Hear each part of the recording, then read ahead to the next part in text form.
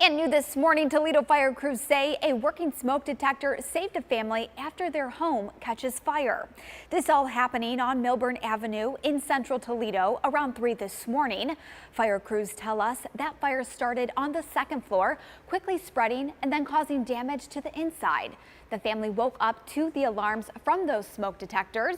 2 adults, 4 children, and a dog were able to get out safely. Crews tell us the fire was caused by someone smoking.